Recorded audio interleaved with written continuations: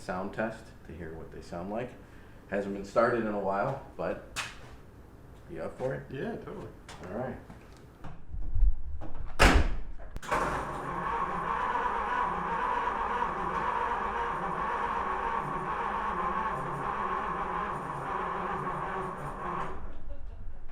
That was beautiful. Yeah, it's not gonna happen better. That was a great noise, though. I'm gonna make a remix out of that. There's something about the way it gets used in this machine, or is it just because it's old? No, it's just because it's old. I mean, literally, when the car's off, the car's off. It doesn't use any electric. Like modern day cars are always running computers for memories, and the ECU is always usually running for some reason. These old cars, they don't. You know, you turn it off, it's off. It's just the battery is super old. I'm trying to see. You can see the brass up here has been polished. This is one of the original radiators. Probably needs to be recorded if I can find a good place to do it, because I really like that, the old style, and I just like buffing up the brass. And you know, modern days ones are aluminum and they're probably better, but I like the old school. It looks cool and it works. Haven't had any problems with it yet, but you can tell there is a little bit of leakage on the side. You can see by the colors, but it's been pretty rock solid for me on that. Just obviously the battery's old. All right, so first of all, let's start from the top. Tell me again, what is the year and model of this? This is a 1948 Ford F1. Obviously, we put the F3 because it sounds cooler. But it's an F1. But it's technically it's an F1. Okay. Originally came with a straight flathead 6-cylinder motor in it. It was a stick shift, but now there's been a flathead V8 put in with a lot more horsepower. Again, it's the hot rodding. It's what they like to do to get speed, is get better performance out of them. And it sounds a whole lot better than the 6-cylinder. All right, so even today. What are the parts that were part of the original car?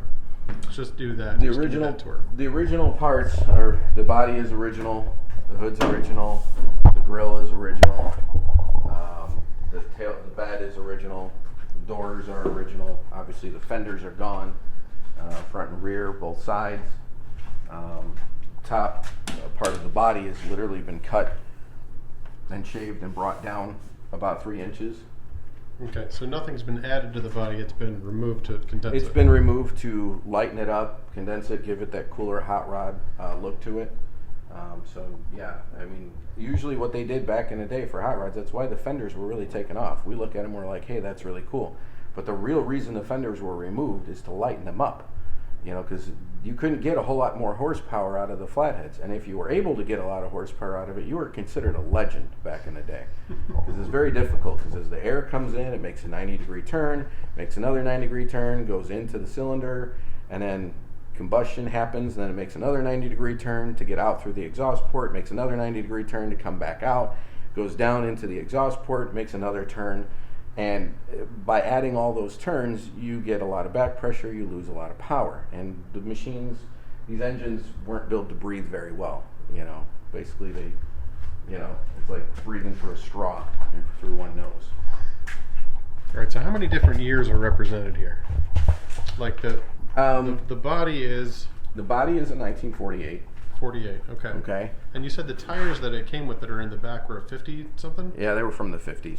Okay. Yeah. Gillette Executives, they were called. They don't make them anymore. I'm surprised they were still on the car, and they still functioned as well as they did, considering the age of them. They were actually in really good shape. Those tires, I mean, it must be the type of rubber. They're very soft. And again, the top of the tire, when you're running, would actually move and wobble on you, especially when you turned. And that's what gave the car the instability. And it was very dangerous back in the day racing because of the tires were so poor. Guys would try to do all sorts of tricks to try and stiffen them up, try to get lower profile, try to inflate them. Underinflating them would only make them worse. Again, they tried to do all sorts of things back then just to get the stability of the car. And the other part of it too is the suspensions on these cars. This is obviously, there's a shock in here that was added. And then down here, you only have one member that goes all the way across that ties these two together with kingpins in the middle that hold the wheel and to give it that capability of turning. and then you have your steering mechanism down here. And then you have a shock that was added, which is modern, to get rid of what they call bump steer. So when you would hit a bump with one wheel, your steering wheel would yank in that direction. So the shock takes some of that out. Because again, the suspension on this is extremely basic. The leaf springs on the bottom, obviously you can see they're fairly thick, small and thin, but they're very rigid. So it really doesn't have a whole lot of give on bumps. So you hit a bump and it literally, you feel everything. So these take a lot of abuse, but they're so basic they can handle it. Usually over the years, the main thing you would have to do is pop out these kingpins and replace them, because in here you got a lot of turning and floating, and then they just kind of wear out and they start wiggling back and forth on you. You always had to watch your tie rods and everything like that for your steering mechanisms, because they'll loosen up and then eventually bust off, and then you lose your steering. But that happens on modern cars today too. So yeah, so the strut, you got your shock, which helps obviously with the bumps, and a lot of them back in the day didn't even have that. So you would feel everything was just your leaf spring, and that's kind of like how the Jeeps were forever until modern times when finally Jeep decided to change it. But that's the old truck suspension. I mean, they would handle a beating, and they would just keep going. This is a 49 engine, so the body's a 48, the engine's a 49. Okay. So that's the Flathead 8. This is like what they call the Stromberg 97, which is just basically a 2-barrel carb. As you can see, the 2 barrels, there's one little hole here and one little hole on the other side, and that breathes and spreads the air out to all of it, which again is extremely inefficient. So obviously the motor's been modernized. The alternator has been changed over to a 12 volt. Most of the cars back in the day were all 6 volt. Obviously the ignition coil has been replaced. I put new spark plug wires on it, new distributor cap, and the components on the inside, spark plug wires. But the engine's a 49? The engine's a 49. Now why is there a year difference between the body and the engine? Because the engine was replaced. The engine originally was a truck engine, which was a 6-cylinder engine. Okay, and that was a farm truck. Okay, so when the guy wanted to hot rod it, you don't do 6 cylinders as a hot rod. You can, but most people don't.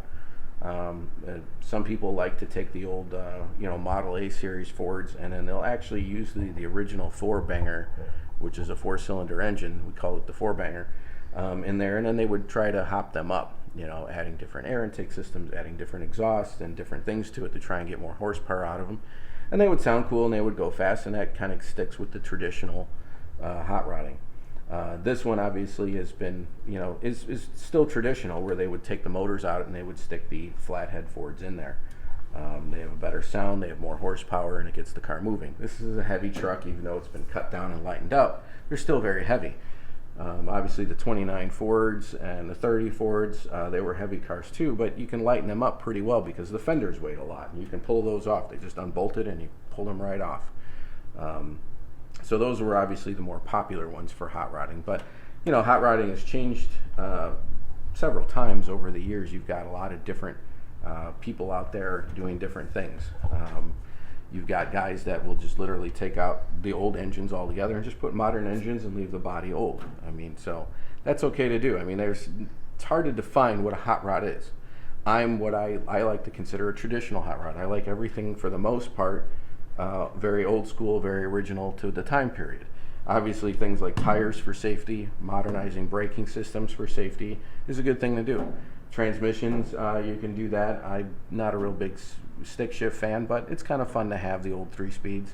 For the most part, first gear is pretty much useless, so they're kind of 2 speeds to me in reverse. So I try to stick with a lot of traditional. I like the original steel. With all of its imperfections, dents, dings, it gives it that nice look, the patina look. This has obviously probably been painted and then roughed up to give it that patina look. It really probably wasn't this color when it came. So, that's kind of, what people do. Obviously, what else has been modernized is, again, these things have a problem with heat. There's an electric fan that's been added to the radiator to help suck the air through, to help cool the unit off a little bit more. The sides aren't here anymore, so you get the airflow in there. Where's the radiator from? The radiator looks original. I'm not sure what it's from. They could have been from whatever they pulled the motor from. It's hard to tell what the motor came from, except we know according to the numbers, it's a 49-ish. You know, they were really hard to tell, at least for me, from the dates and all that. It's, 49 to 53 was the same motor, but they had different components to it.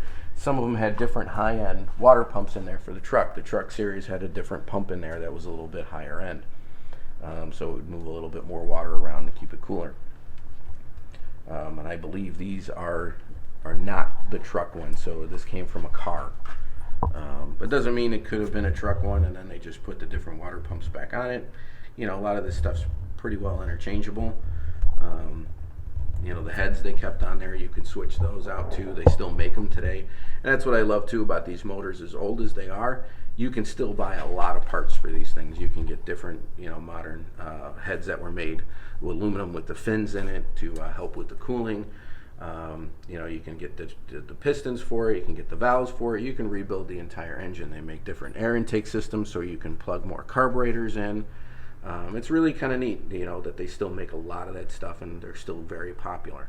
And again, the engines, they're not perfect, but that's what they had in the day, and that's what's awesome about them.